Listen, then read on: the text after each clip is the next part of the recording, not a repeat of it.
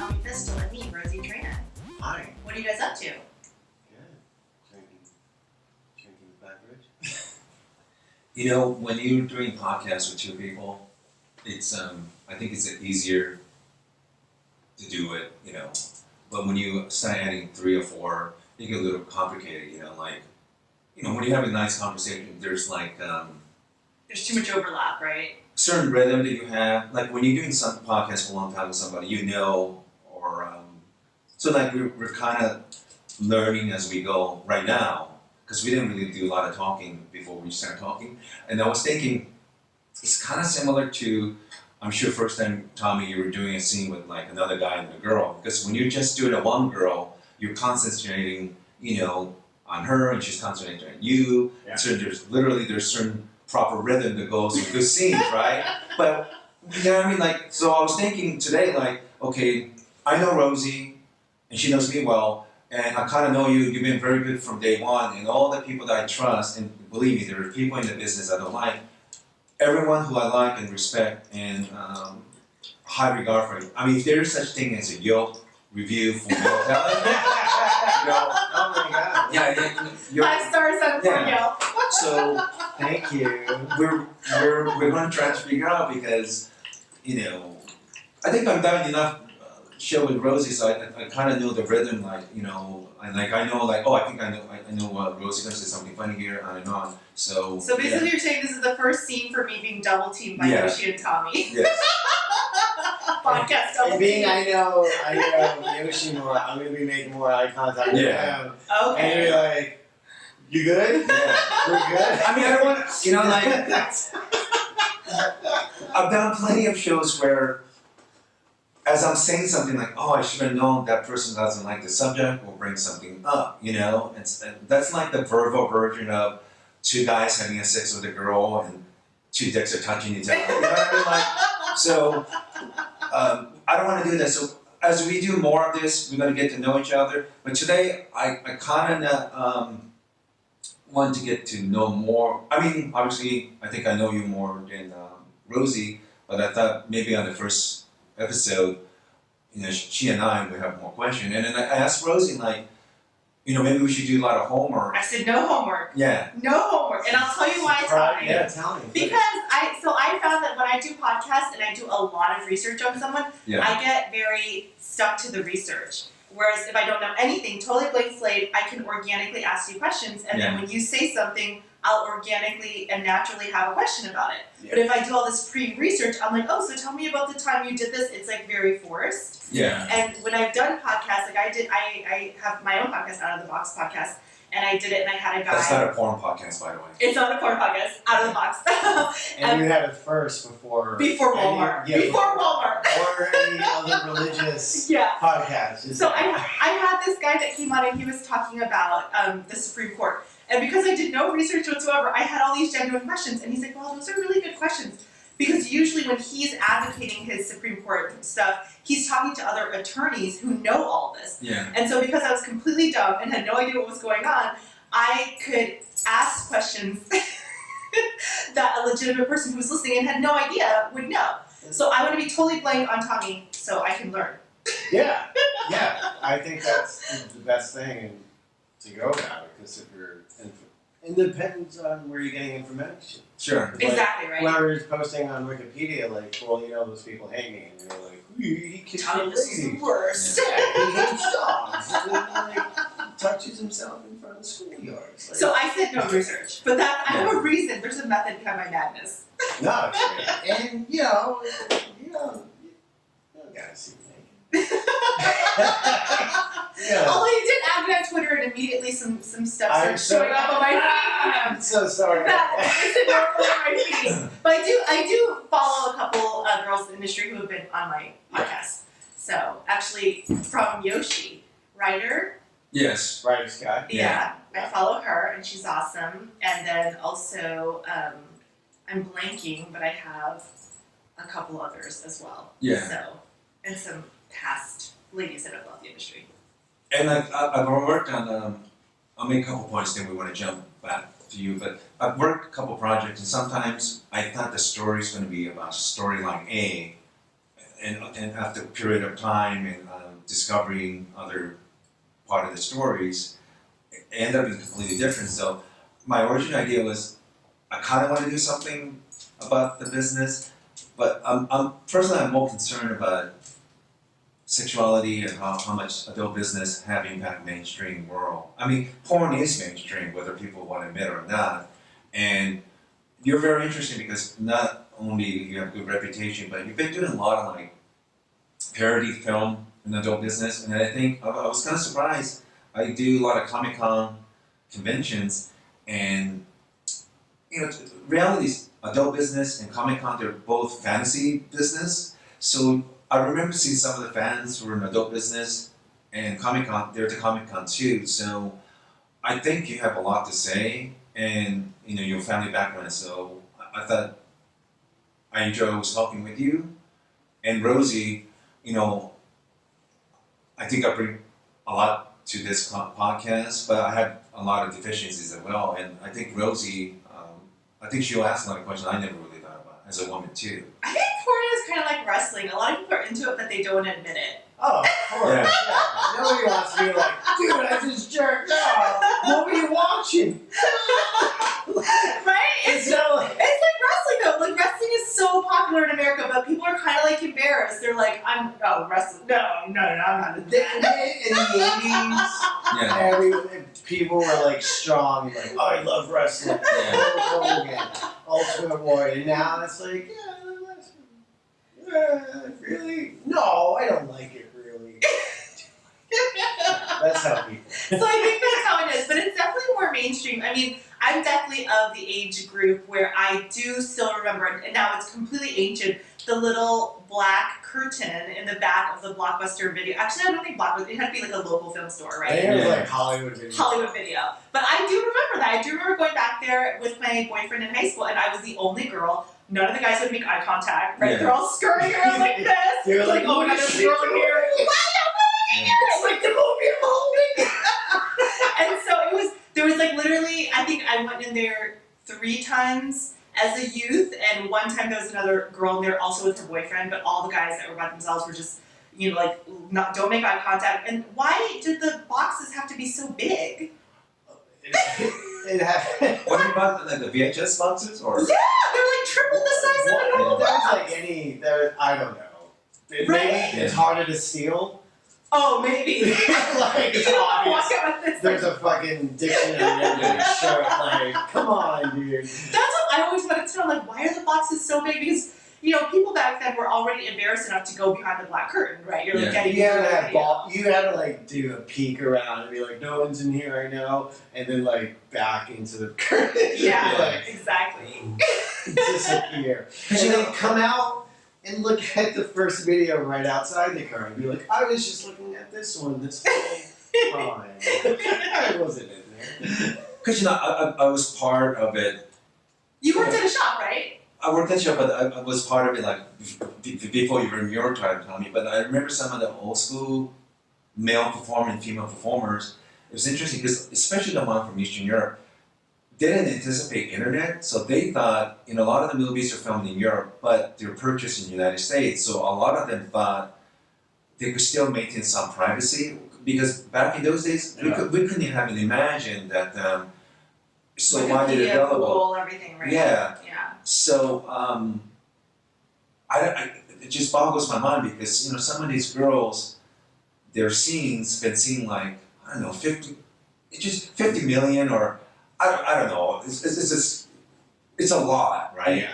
To think 50 million people have seen what your butthole looks like. Well, yeah. You know what I mean? Like, Well, I just hit like so on Twitter. That's awesome. It's awesome and also really weird. yeah, Because like, so I just hit like 50,000 followers on Twitter, yeah, which is cool for a male Yeah. performer. And there's a thing, I think it's some Twitter or something, but they give you a tally of how many people saw your tweets or responded or anything. And like a week ago, I hit like 10.7 million. That's And I was crazy. like, fuck, like, what did I post on it? I can't help but be like, damn, okay, that's a lot of Like, that's a lot out there. But again, if you're following me, you're kind of like, I've been warning people, like, because I'm looking at their page, I was like, there's nothing on here that says you should follow me, but you did clip on. Sure. You liked me and you followed me, so I'm sending you a nice warning of like, do you know who you're following? Yeah. And sometimes they respond back and sometimes they don't. But What are the responses? I know. Like, I know who you are. Yeah, Like, oh, thank you. I like your work. I was Yeah. like, oh, I saw you had a lot of political stuff on there. Like, I hate Trump also. And I was like, oh, we're bonding, but I'm sure you don't want to see my ass. And like this, somebody recently, a girl, she was younger, but she was posting stuff about, I think at the time it was like, hey, be positive and happy. I was like, hey, that's a great post, you know. Which one, the performers? Or? No, like a mainstream person.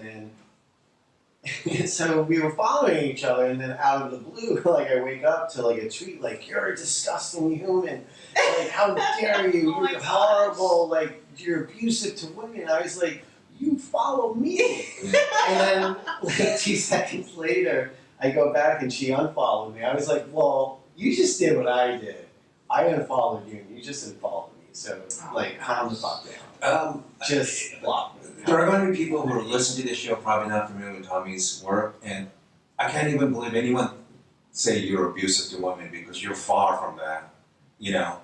But I mean, here the thing about being in porn, I'm sure a lot of people who don't know me only see my work. They're seeing the edited fantasy. Sure. They're seeing what people want to see. They want to see me be this brute, horrible, spit on you, slap around Dom, but they're not seeing all of us talking before the shoot and laughing, this is so... and in between the shoots and like, you know, like joking around or all this dumb stuff. Like I'm constantly doing jokes with my foreskin. Like nobody's seeing that. Like they would be like, "What the fuck is this?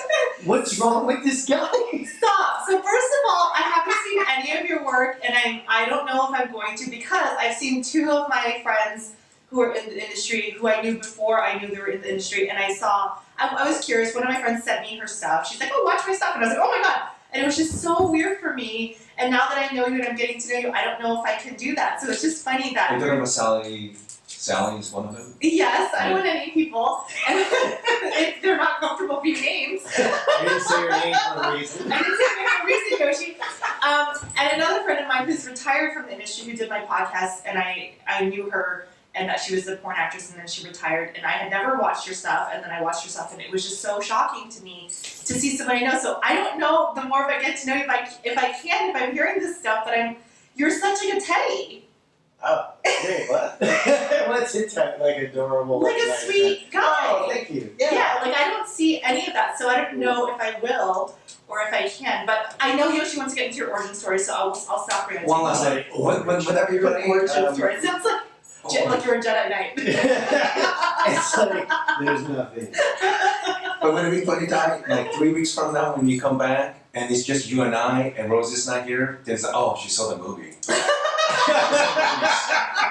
If you ever see somebody from the neck to the waist and you see a master-shaped tattoo, that's you. That's me. So you know, like, all right, change it. Or an elephant being flashed by a rat. Okay. Those are the 2 things. So Tommy, I'm actually into, what is it, hentai? What? Is that what it's called? Yeah. That's what I'm into. So, Oh. I don't like looking at people. Wow. So Asian.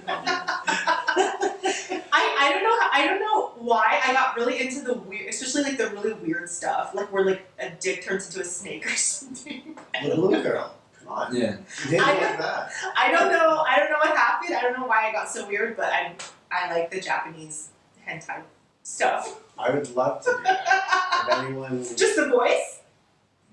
Whatever. How would you do it? Be the voice, right? To be the voice of a character. Yeah, right.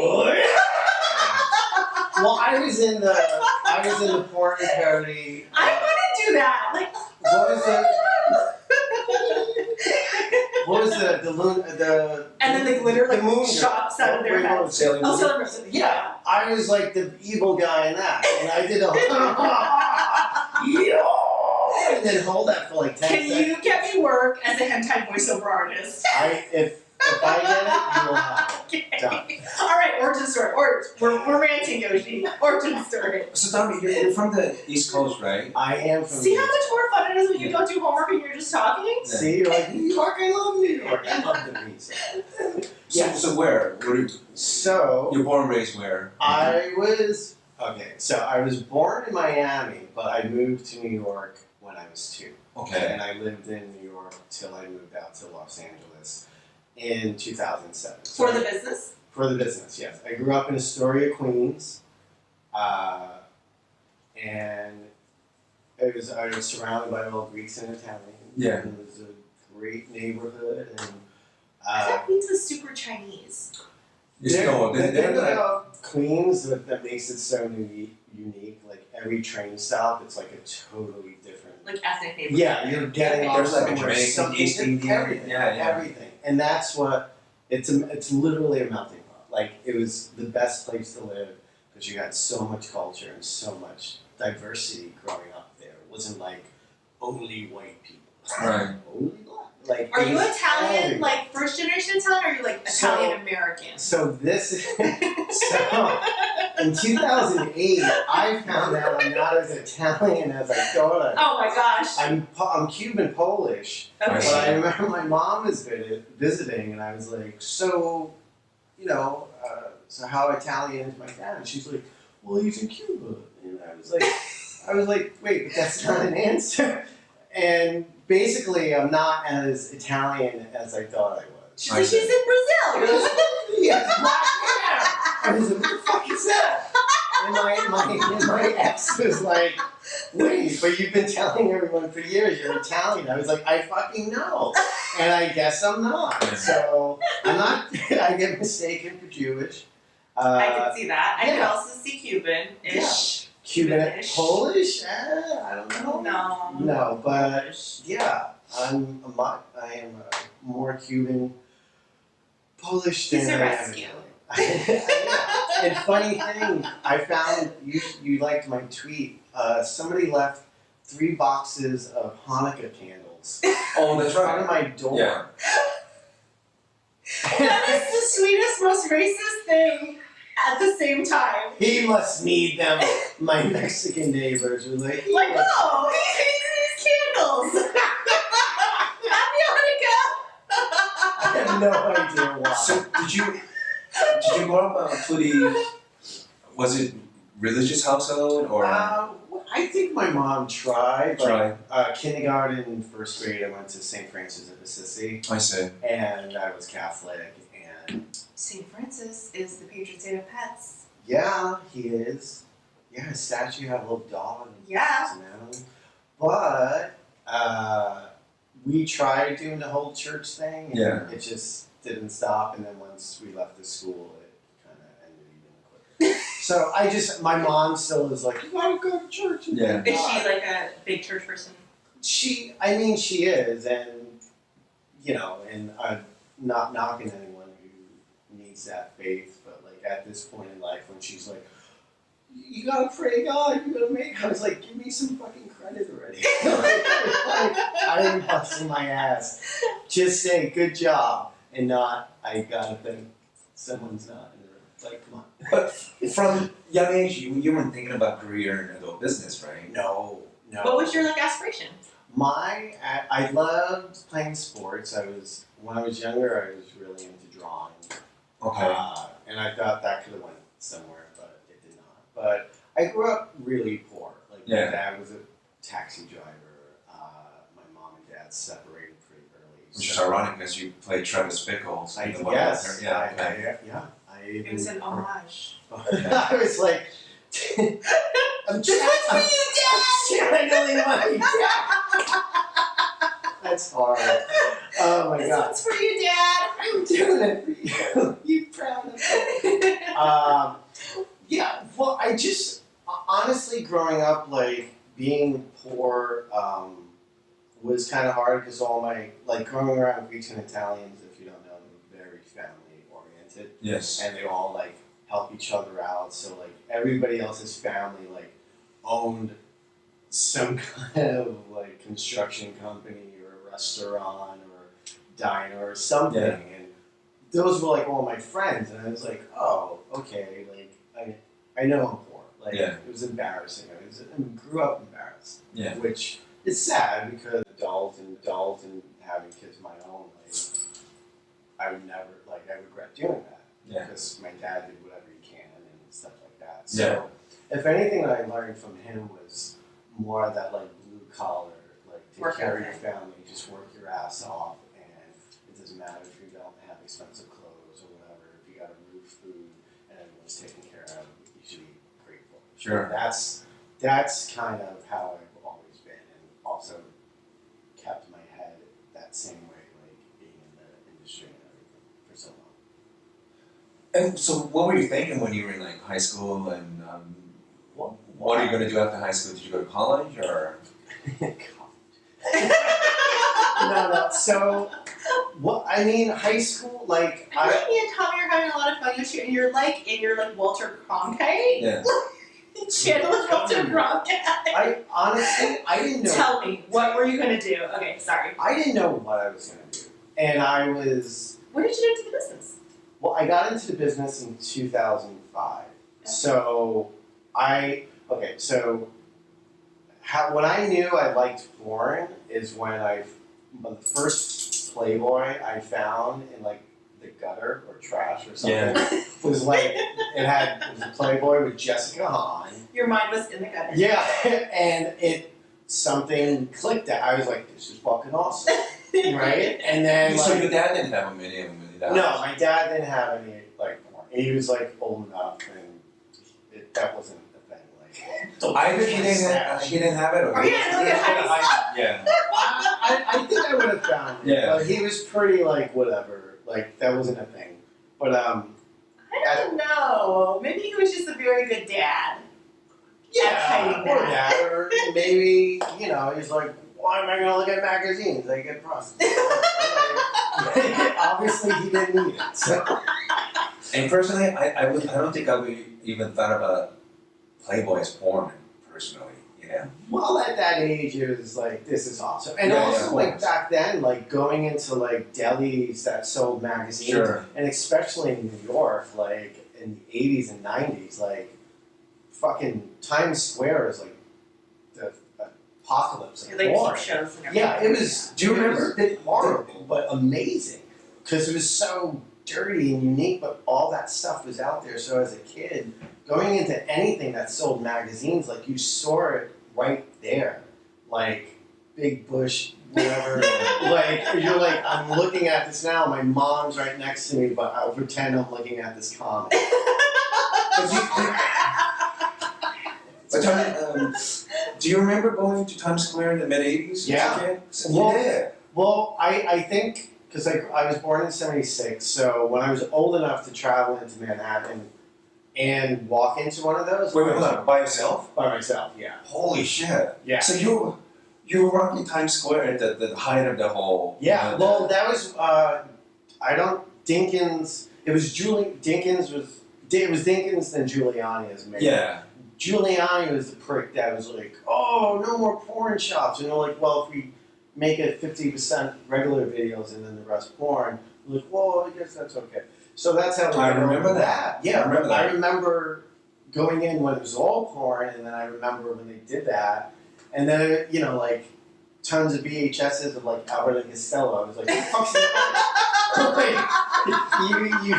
It's amazing how they got past it. You're like Albert and Costello and titties. You reminded me something because the first time I was there in New York City, I remember going to some of the few remaining ones.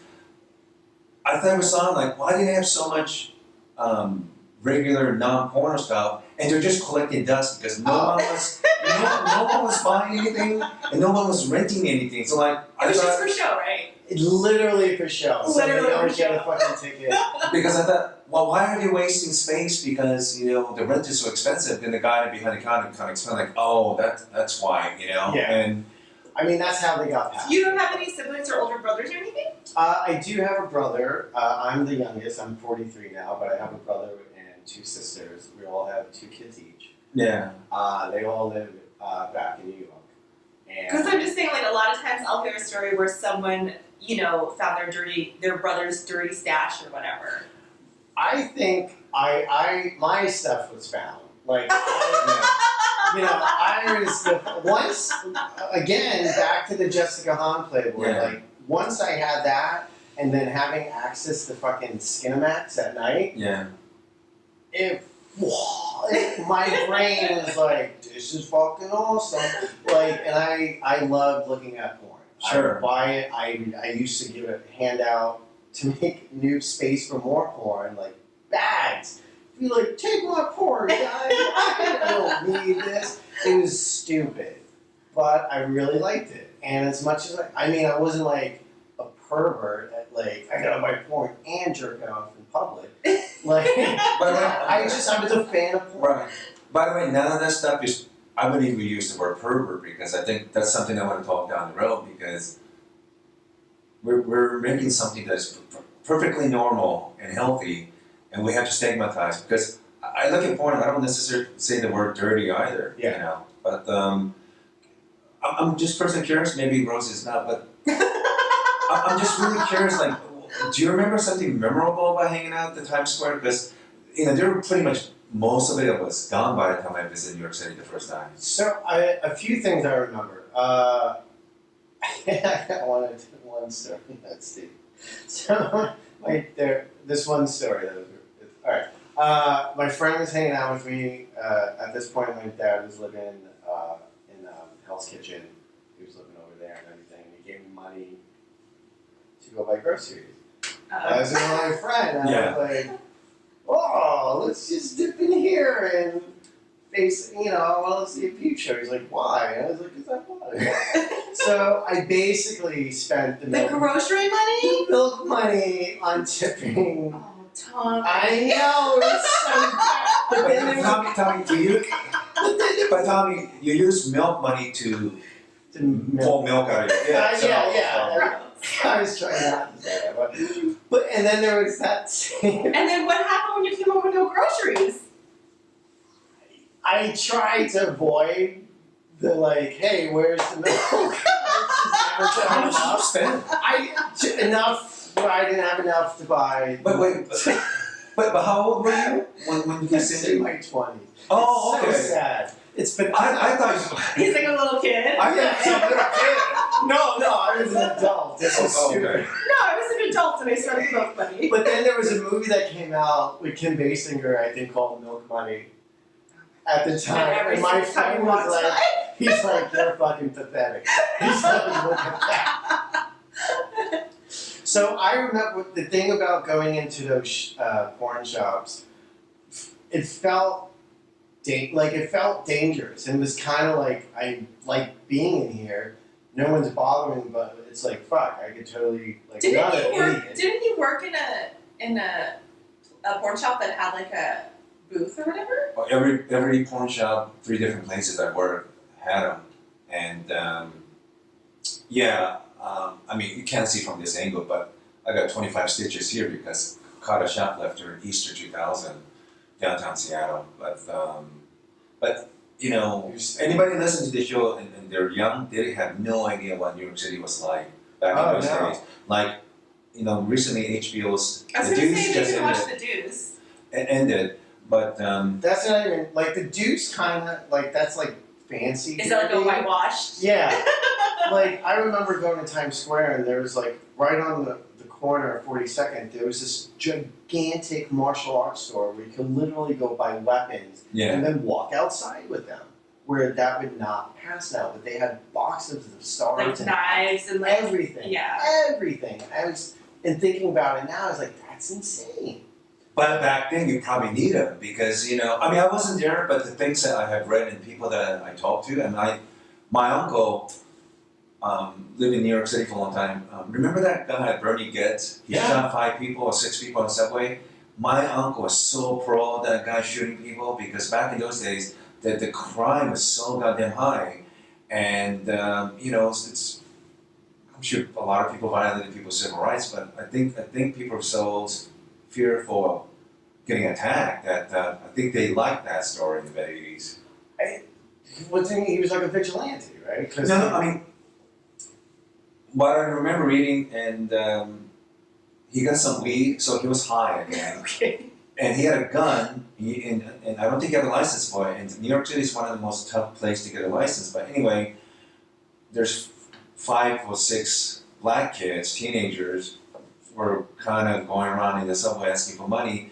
And I don't know what they said, but it was, I'm just interpreting what Bernie Getz was saying. But basically, what they said was, do you need or money to donate? But it was kind of coded word where give us money. we're going to kind of rob you, So next thing you know, he shot 5 of them. I think one of them was paralyzed. Were they were teenagers, right? Yeah, I mean, between 15 to 18, 19 years. I could be wrong, but that's the way I remember.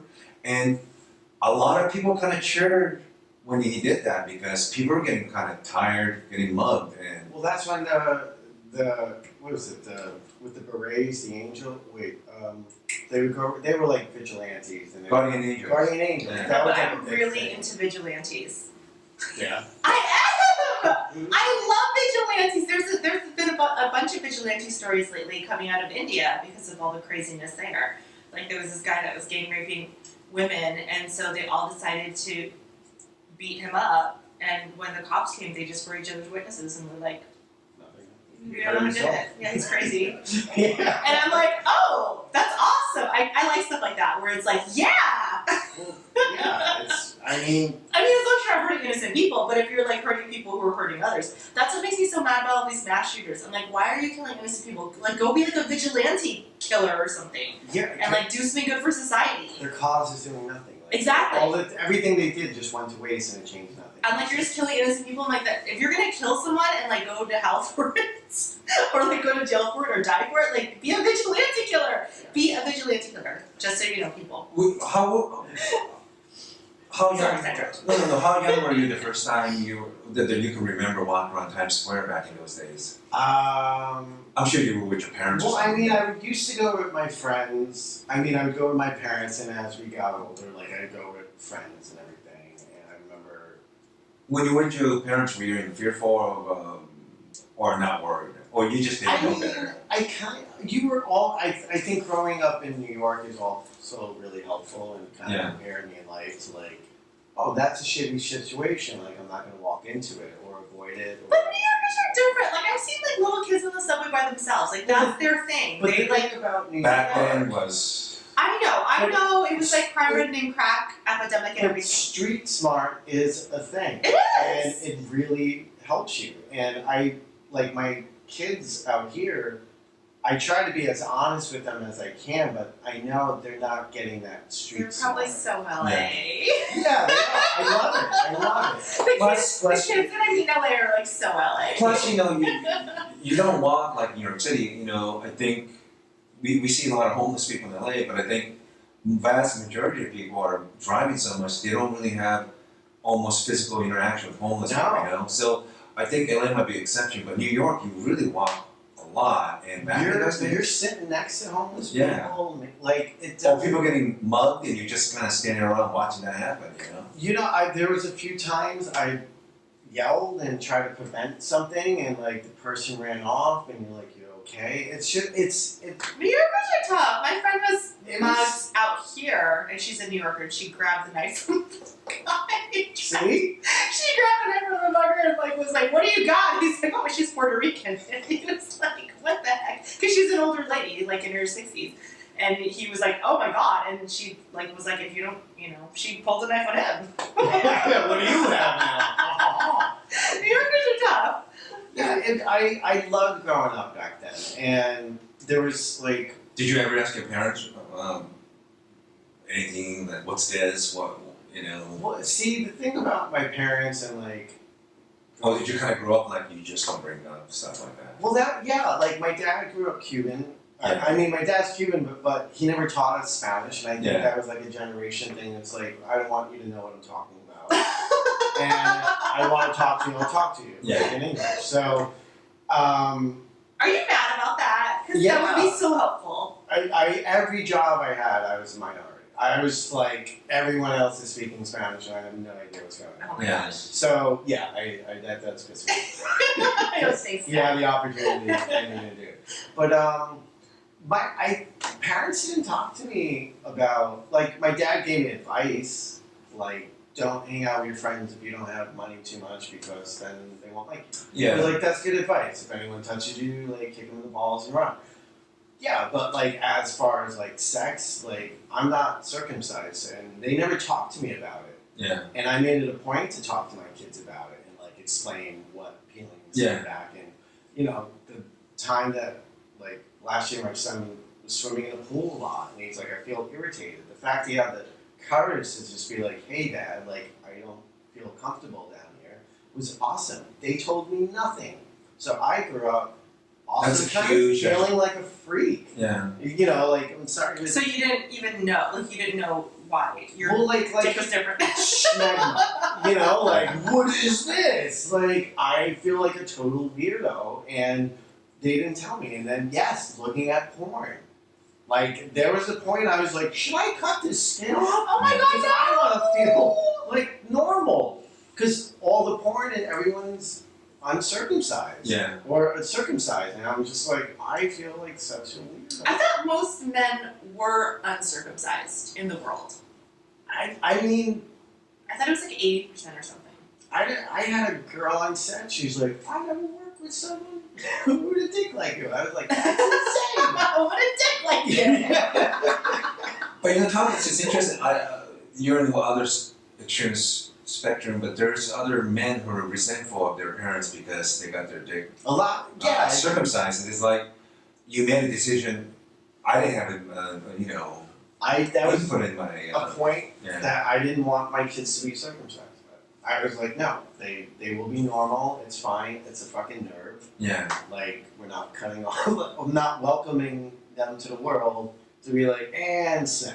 Like, that's crazy to me. And What is the logic behind it? Since I'm a girl and I don't it's the whole to be clean, because I mean, this isn't the 18th century. Like, if you tell someone how to keep themselves clean, know. then they will do it. Yeah. Back then, So it was it's so more much from Sanitation. old yeah, time. yeah, exactly, and it still went over now. But honestly, it's not fucking necessary. Like, there's so many soaps out there that you could fucking clean yourself. It's just, and it's a big charge also when you get, like, having a baby, and it's like, do you want? It's a fucking check mark. Do you want a dick cut or not? It's like, no. All right, you just save like $1,000. It's just like, this is crazy. So your parents really didn't talk to you about sex in general? They didn't. Yeah. Um, But they were not prude either. Right? But I think my mom was, if anything, my dad would have. But I think my mom is more religious and more like, I don't know how to talk. Even now, Yeah. she doesn't know how to talk to me about my job. When we talk, it's just my job. It's not like, Does she say she calls it your job? She yeah, doesn't say- it's like work, like Yeah. Sure. housework. And I go, Do you think "It's she's fine." like super uncomfortable about it? I'm 100% sure she'd rather me be doing something else. Like, I'm sure. So, the story, like the day that I told her, do you want to hear that story? Yes. Okay. So, I did a video for somebody when I was living in New York, and they mailed me a letter of like, you really did a great job for us. This was amazing, and blah blah. I was like, this is unnecessary. Sorry, like, this is stupid. You paid me, it's fine, we're done. And my mom is nosy because she's a Catholic, and I'm sure that's her idea of going through my trash was normal. So she found the letter. So that's how she found out? She found the letter, and she was like, what is this? And I was like, whoa, all right, we're having a talk, sit down. So I kind of lied. I was like, I do work in it, but I also direct. She's like, oh, okay. I was like, yeah, I do that a little bit more. I wasn't doing that really. I was only performing. But that's what But she said, but you made Butthole Adventure 39. So That's a hard one, right? Because I don't know what I'm just making that title up. So I told her, I said, yes, I Yeah. work in pornography. Yeah. And she's like, whoa. And I could see her, What was she thinking that you were doing? I'll get to that. Okay. But the moment, once the words came out of my mouth Yeah. that I work in pornography, I could see like something left. Like a love, my child, some kind of like, I never seen someone get so like, oh, like it's like hard her to- face turned blue or something kind of thing. Yeah, it was just like you just like all the wind was taken out and like sadness or whatever. Yeah. Regret. Maybe I should have been a better mom or something. Like it all was there in her face at that moment, and I was like, wow.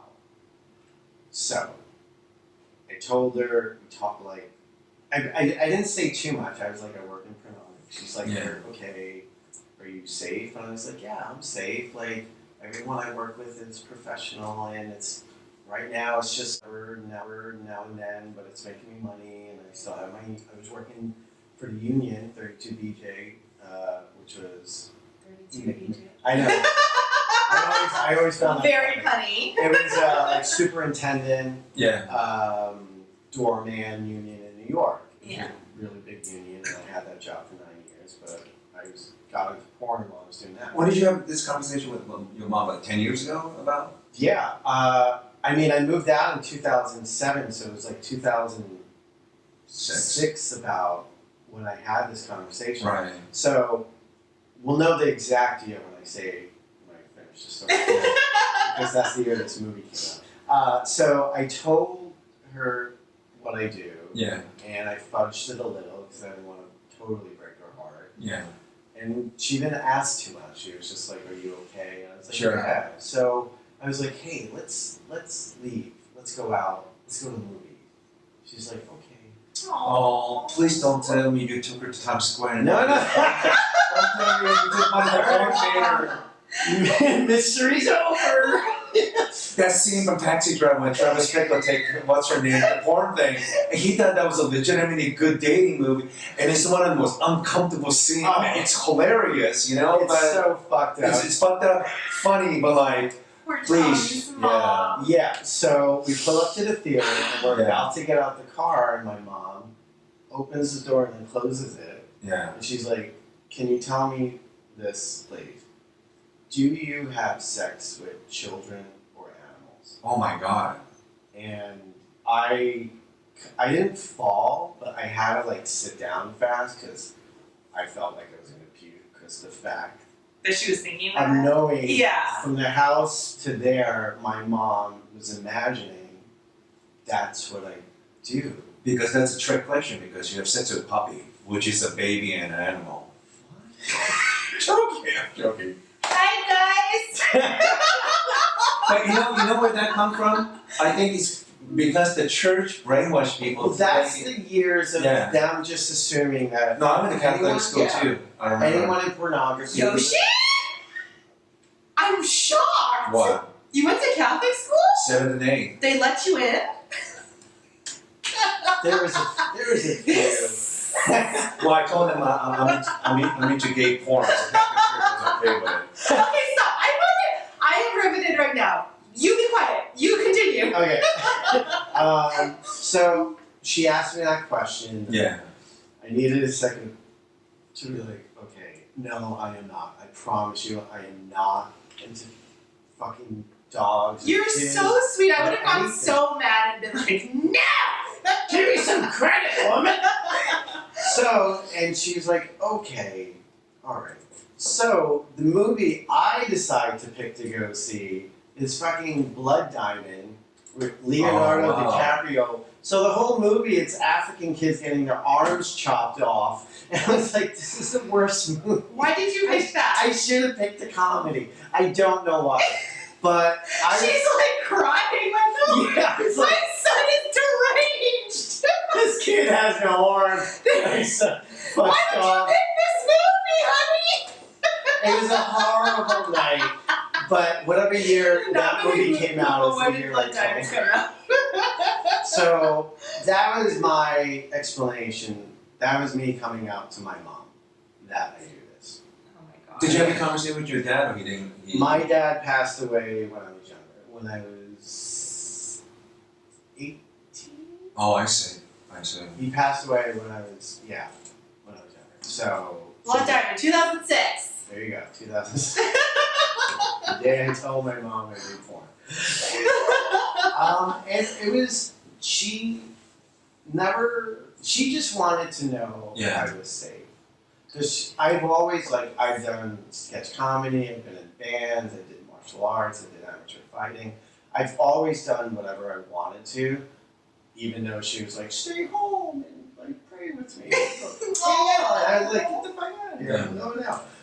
I mean, I've always done. Mom sounds really sweet. I feel like if I was like, Mom, Dad, I'm doing porn, they would be like, we disowned. My dad's very dramatic, by the way. He's disowned my sister twice and my other sister once. I've never been disowned yet. I feel like if I said I did porn, my dad would be like, it's the same shield. I disown you. Don't come to my funeral. Don't talk to me. Don't look at me. Yes, the spiel. But I have to say, it's probably easier having a son doing porn than a daughter. I have to say. I would say that too. Yeah. I would not, there's givers and takers. I'm sure it's a different mind fuck for any parent that was like, that's my daughter. That's a big deal. Yeah. That's too big deal. Oh my god, throw in a third. And a puppy. and a child. Yeah.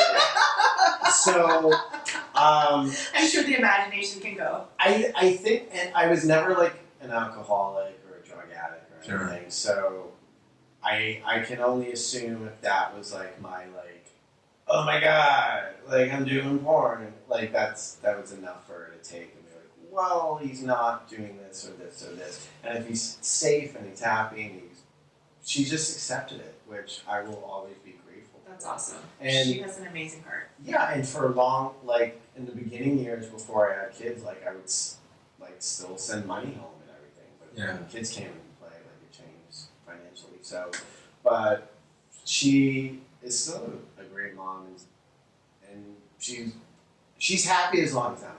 Right. She's hinted at when do you think you might be done doing that? Yeah. So I was like, I don't know, and honestly, I don't know. I know I have a shelf life of because I don't want to see myself. Ron Jeremy's still going. Yeah, he's special in a way, and that's a word. Yeah. And but I don't want to still be doing it at that point. I would like to know. Well, you're proving that tonight that you are trying to do something different because the fact that you're doing this, and I'm sure you knew Brandon Iron. He was my closest friend in the business, and I remember his mom was a super Catholic lady, and I think it sounds like your mom was maybe more realistic or kind, and but it was really tough on him. I have to say. Yeah, and because she literally thought Brandon is going to hell. Yeah. I knew Brandon. He was a good guy. Extremely great guy. We had a few mutual friends that we talked to, and I didn't know him as well as you do. Yeah. But every now and then, you're like, "Hey, how you doing?" And that just for someone to reach out and do that is a lot nowadays. So. And we don't have to name the guy, but when you were driving over here, we were talking about one male performer. I like the guy, but he was not very friendly to you. And Brandon was one of those guys who was very friendly to everyone, both old school, new one. He was very encouraging. It's just that he didn't give that same courtesy to himself, But I know, I get teased a lot about this, but I like people in this business. A lot of people are good, and it sounds funny to most people outside of it, but there's actually less sexual harassment in this business than the rest of the business outside of it, I would say yes. Because girls go into business knowing sex is part of the business, so they know how to handle it. But a lot of the horrible stories we've been hearing the last couple of years, because, those situations where women need job and wine scene and all those. Look, our industry is what it is. It's not perfect. No, it's not. A lot of good people. There's good people, and it's pretty upfront. Some scumbags, but a lot of good people. Yeah. And I think that is starting to get chiseled away a little bit about the industry, and definitely Twitter and social media has been a way for fans to reach out to like performers they admire and everything, and it's like, oh, you really know your sports or video games, or you're really smart. Where, you know, mainstream movie stars, like, you can never talk to anybody like that, but like our industry is really more down to earth than we fucking think. Like, just like, again, what we do is a fantasy. Like, you're seeing the edited version, not seeing all the other laughing, talking, boring stuff that you don't masturbate to. So you don't relate to that. You just see like us doing a performance. But thanks to like Twitter, like, you get to like really get to know people and kind of see how they're different from what you think they I are. think the industry is very much like the real world. It's quite a duality. There's goods and there's good and there's bad, and you don't know if it outweighs itself. Does that make sense? Okay. Like, I think that it's really great to have like Yoshi was talking about sex education, right? And you talked about you know you didn't talk about sex growing up with your family. So I think it's a way for a lot of people to learn about sex, which is a great positive. But I think Go. I think a lot of kids they don't know that it's fantasy though. So because still there's that rift between parents talking to kids. Yeah. I think the problem is because there's not adequate sex education, at least in the United States, I think. So Which is horrible. Horrible. Yeah. Horrible. So they watch porn to get that sex education. Unfortunately, it's for most people it's the best option. But at the end of the day, I think Tommy would agree with me. It was never meant to be sex education. It's fantasy. That's what I'm saying. Don't That's what I'm learn saying. from this guy. I'm not a fucking teacher.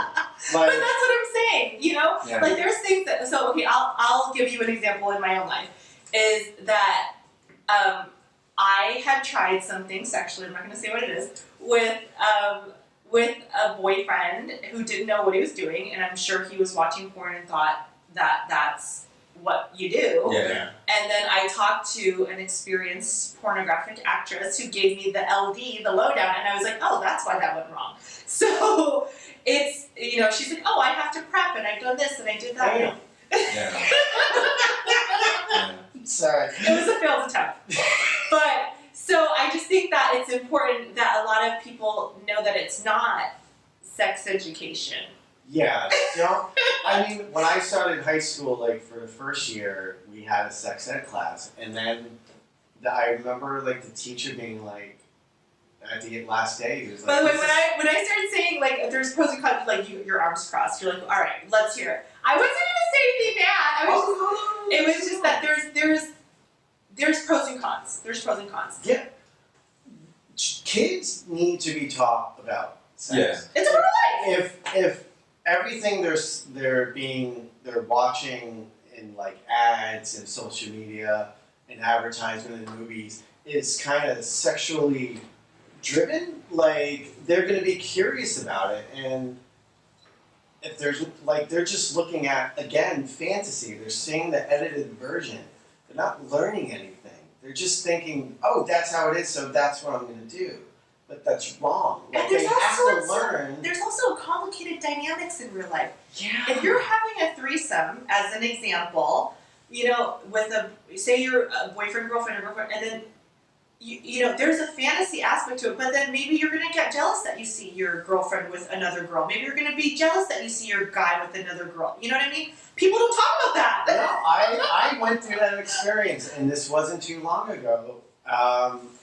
My girlfriend, we had a threesome with another couple, and I felt like, and I've already been performing, Yeah. like years into it, but I felt ignored, Sure. and I got fucking angry, and I was ready to like break up. I was like, if this is what polyamory is, like this is bullshit. Like this So whole like. this is what I'm talking about. There's things that there's fantasy, but people watch it and like, oh, a threesome's awesome, and then yeah, there's emotions. People are real. They're complex. The thing, it's so weird because one, I'm not, I'm, I guess, a professional at my job, Right. but I'm not fucking trained to like give lectures or anything. I didn't go to schooling for it, but like I will get emails from couples or husbands or wives saying like, I'm trying to fix my sex life. How do I do this? He doesn't want to do this, or he's always tired. And I was like, well, if he's tired, he's fucking tired. Like you can. I'm a therapist. Yeah, I was like, you can suggest stuff, but don't force it on anyone. And like, kind of like in our job, like I've done well because I'm not aggressive to the way where I'm like breaking the person I'm working with. Like I'm respecting consent and guidelines and everything. Sure. And that's like how kind of people should be. Like we talk before our scenes. What are you okay with? What are you doing? What are you not doing? Why is it that people in relationships don't fucking talk about anything? They talk about like bills and kids and stuff, but like a lot of people are like sneaking into the bathroom at night to watch porn while their partner sleeps because they don't know how to tell them they like a thing in their ass or something like that. Just like when you go, let's go back to what your mama said, like the fact that she assumed if you're in porn, you're fucking kids and animals. Yeah. It's because she's getting wrong information, obviously. And There's so much misinformation. There's a lot of misinformation, and you know, I remember going to church because I was going to Catholic school. I don't believe it. Started to see Catholic school in Birmingham. Evidence! And I remember they were saying, don't go and watch The Last Temptation of Christ. Well, you know, goddamn well, eventually I went to see it because when you tell me not to do something, I will go and do it. Yeah. But I think, obviously, I've never met your mom.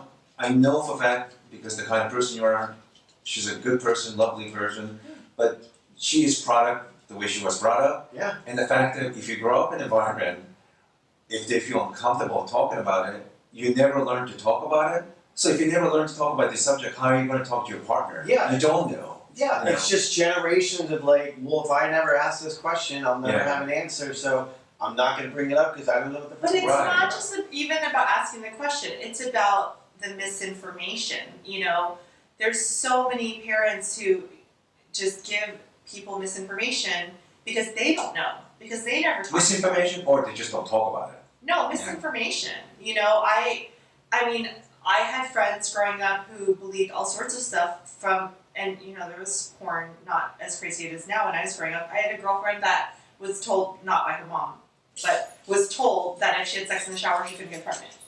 I've heard all sorts of crazy things that you would not believe. And I did not grow up in 1950. It was the late 90s, 2000s. Yeah. So the fact that there's still that misinformation is just absolutely ridiculous.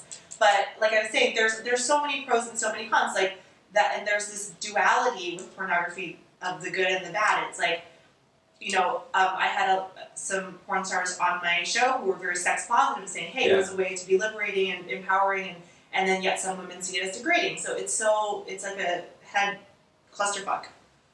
It is it's like a freedom and like a curse because it's like being in this industry and how like just to work in the industry like we have to get tested every 14 days. So like I know if I have something. I have to say that's even a big surprise for me because I remember it was once a month back. Yeah. Well, I don't want to say good old, but you know what I mean. Like, Until someone got AIDS. I know. Pandemic. Yeah. Yes, sir. Yeah. So in that way, I feel I do have like that's my job. Like I am aware of my body and like when things are going on where sure. people aren't like sexually or hygiene or stuff like that. Like this is my job. I have to like walk in being like healthy and looking healthy and like being able to perform. Where people go through life and they don't look up anything, or they're like, well, it just burns, or it's like, of course it smells, it always smells. Like, but you learn a lot about your body, and you get very comfortable with it. Like, it's amazing to not feel ashamed. Like, throughout my career, I went through a lot of, like, weight sizes and bellies and stuff, and Dad bod. like, and then, like, That's hot now. That's it. like, but I've learned So like I'm doing a job and like obviously if no one if people stop hiring me, I'd be like, all right, that's bad. Like I hit a point.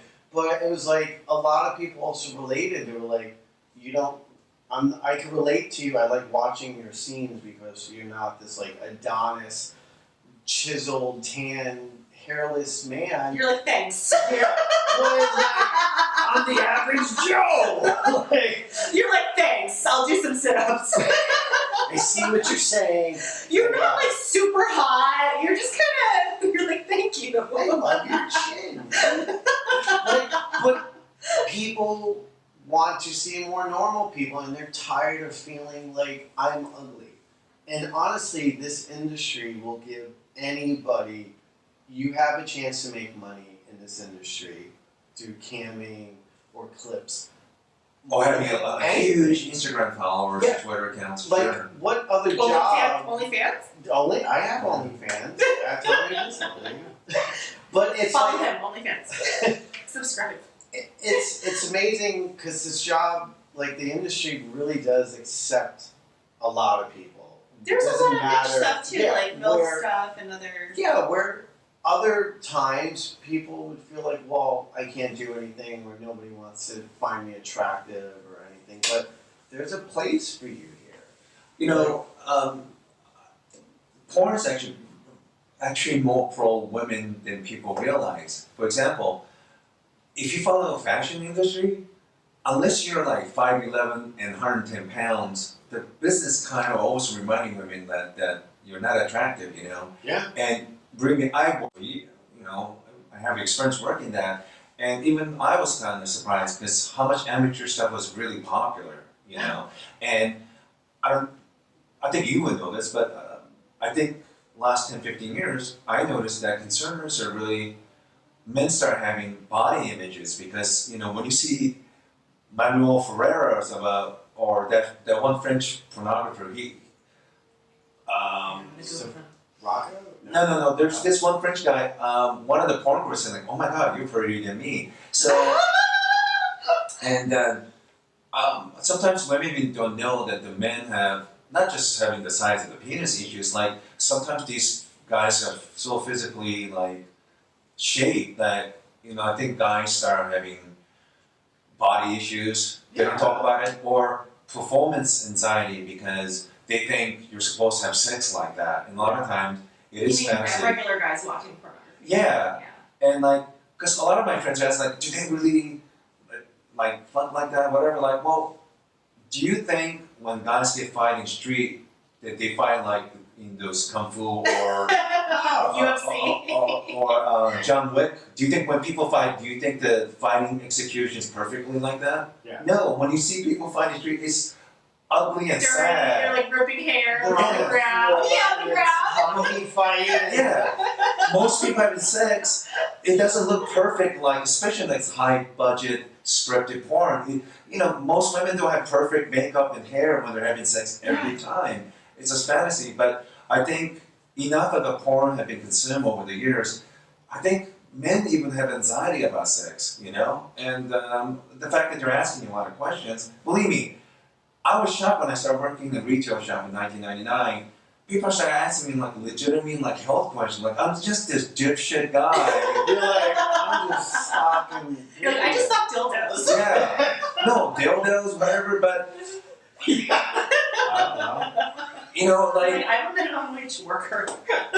I really was. I really don't know about your wife's orgasm problems. I'm sorry. You need to go to a therapist. But when people start asking me really sincere and questions, I do want to help them, but like it did make me worry because I have no qualification whatsoever. Yeah. I could help you with fantasy side, but that's why I think, you know, for me, I got in because my family was very much poor situation like yours, and one of my friends was working on the shop, and I would, you know, 40 degrees, business degree, and whatnot, and I'm not a good at accounting, but I know some basic accounting stuff.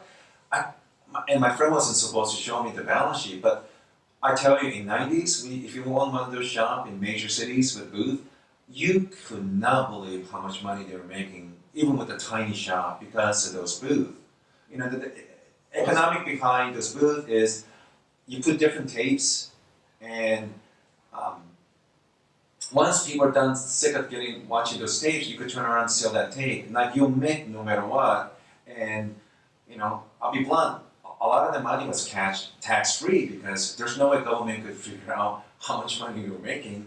So, but when I look at the balance sheets, I couldn't believe how much money they were making because you have to also factor in they made more money than that. But what they put in the balance sheet was Give me a sample, Yoshi. that they were sending to IRS. But Millions? oh yeah. Just from quarters, just for like, give me 4 quarters. Back in those days, Those coins, it was just like $1 here, but back in those days, especially because my former bosses were well connected people in Seattle, and zoning law was working in their favor because they're grandfathered in, so they're kind of prevent other people from having pawn shop. So especially if you're married or have a girlfriend and internet wasn't really a factor back then, you're fearful of taking porn home, what you do is you watch porn before work, during lunch, and after work you go into coin booth, cash, and there's no way for anyone to know what you watch. So, and these guys are just going in, it's fucking it's heavy, like there's hundreds of thousands of dollars in quarters, filthy quarters. filthy quarters. Yeah. Filthy money and porn. Or dollar bills, like Filthy coins. Is that the name of this podcast? Filthy coins. yeah. Dirty change. Dirty change.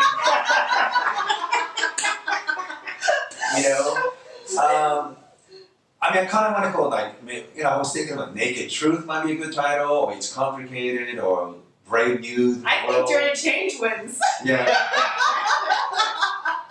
Keep the change, you filthy ass. So Actually, can I get 4? I got in because I thought there was a lot of, when I read this balance sheet like 25 years ago, it did start thinking like maybe I could get in and make money for the family and things like that. That was Aww, that's sweet. that was my intention. But in my household, my family in States, a lot of them are Christians, and they really had heavy hand, punishing you. Even if you get caught watching nudity in TV show, That's like the 80s. How hard it, or when you grow up, boobs were it was like every fucking movie that came out. But they caught me watching something like that, I got smacked around, even though my family had a grocery store and they would sell porn, but Hypocrites! How dare you look at that? Now go stack it up. Are you reading the magazines you should be stacking? Oh. so there was a lot, but I gotta say, those years when I worked in those shops, it did make me sad because, yes, there was some bad stuff, but I gotta say, there was times when I was able to help people, it did make me feel good about it. I started talking about the last couple of years because I do stand-up, and Rosie and we do stand-up, but I think I especially feel bad for women who were in an abusive relationship, or never got married, or raised in a way that the good girls do not do these things, right? And I always tell them, okay, you did exactly what your family told you, or your neighborhood you grew up told you to behave that way, but what has that given you, And I think sometimes you see this porno where women are more in charge of scenes and having fun doing sex scenes. I was able to slowly help some of the female customer because, I personally believe that orgasm is like human rights, Yeah. And I hate people saying these are perverted thoughts, but it's okay to be happy, It's what do we get in life that's guaranteed? Life, death, laughing, crying, Yeah. sex. We only get a few things we're guaranteed, and masturbating, feeling that joy and relief, that's a God-given right, and being denied that is fucking. It's also a natural bonkers. urge. And I remember I used to listen to Loveline, and women would call in and say, I can't orgasm, and I'm like, I don't know what you're talking about. Then your hands. No, but I'm telling you, they were brought up in a culture that you're not even supposed to be allowed. And you know, I have to say, like even my dad's generation, which is, you know, he was born in 1940. I think it was shock to men of that generation that women actually have fantasy, that they have needs, because they were brought up to thinking like, the only soul existing for most of the women are here to give me pleasure, you know? To cook, have Yeah. a baby, that's insane. Like, So, I still hear that from people. yeah. What the fuck is wrong with you? And, but I don't think they're bad people, they're literally brought up that way, you know? So, If you're programmed one way, I mean, yeah, then it's, you know, all religious people, like, I don't know if we want to talk about that, but I mean, they're brought up in a way from birth of like, this is wrong and this is right. Yeah. And then to break that, it's so hard. And there's a lot of people in the industry that were brought up Mormon or very religious. Illegana, Mormon, you Yeah, know? and when they decided, I want to do what I want, this is my life, Yeah, it's either their parents accepted it or they disowned them. sure. And it sucks.